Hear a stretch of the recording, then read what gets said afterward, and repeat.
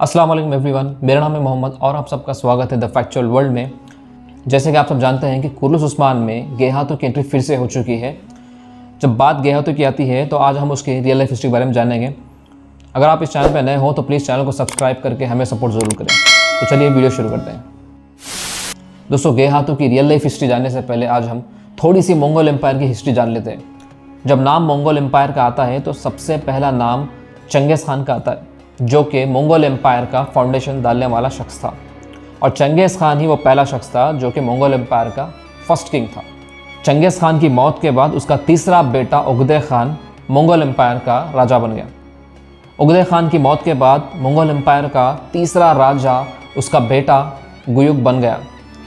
लेकिन हैरानी वाली बात यह है कि गुयुक की कोई औलाद नहीं थी, जिसकी वजह से उसके ख़ानदान वाले कोई आगे जाके राजा नहीं बन सका।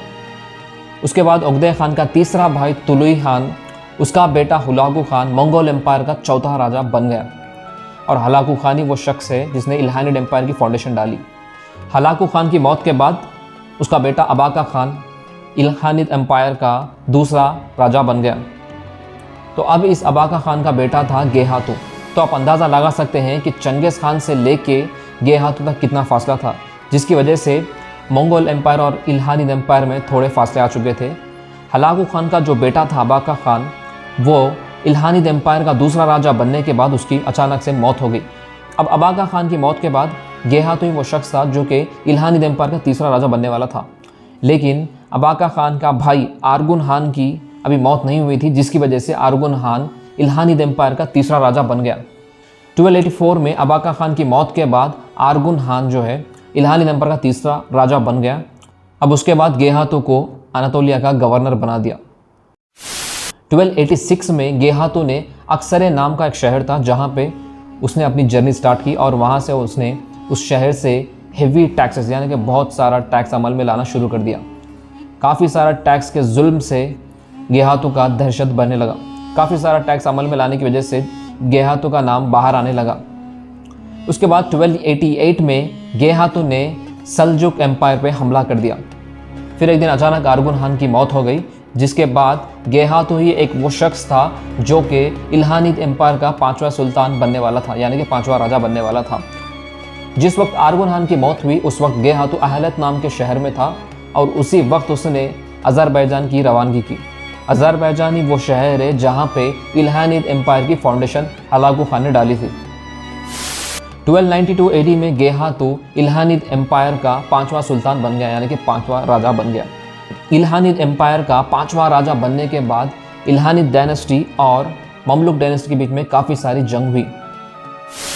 1294 AD में गेहातू ने सिल्वर और गोल्ड के कॉइन से जो ट्रेड किया जाता था उसको उसने बैन कर दिया।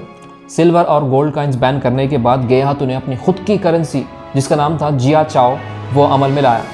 गेहातू ने अपनी खुद की करेंसी इसलिए लाई क्योंकि गेहातू को पावर चाहिए था और पावर तभी मिलेगा जब उसके पास पैसा होगा।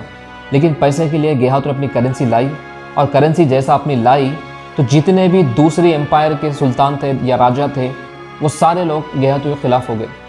मंगोल एम्पायर जिससे इल्हानिड एम्पायर ओरिजिनेट हुआ था, मंगोल एम्पायर के सारे राजा गेहातू के खिलाफ हो गए और सभी लोगों ने गेहातू के खिलाफ प्लान डाला कि गेहातू को जल्द से जल्द मरवाया जाए, क्योंकि गेहातू ने खुद की करेंसी स्टार्ट कर ली थी, जिसकी वजह से दूसरे मुल्क के जितने भी राजा थे उनको घबराहट हो रही थी कि अगर गेहातू के पास बहुत सारा पैसा आ जाए तो वो बहुत पावरफुल हो जाएगा।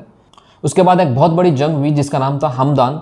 उस जंग में उसके ही सिपाही यानी कि गेहातू के खुद के सिपाही उसको छोड़कर चले गए और छोड़ के जाने के बाद गेहातू ने मुगान नाम का एक शहर था, उस शहर को वो फरार हो गया। उसके बाद जितने भी राजा थे मंगोल एम्पायर के उसको ढूंढ के उसका कत्ल कर दिए।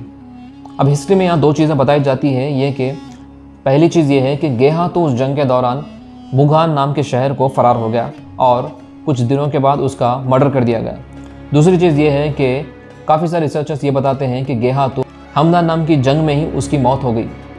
तो ये थी थोड़ी सी रियल लाइफ हिस्ट्री गेहातू के बारे में, जो कि इल्हानिड एम्पायर का पांचवा राजा था। उम्मीद है ये वीडियो आपको थोड़ी इन्फॉर्मेटिव लगी होगी।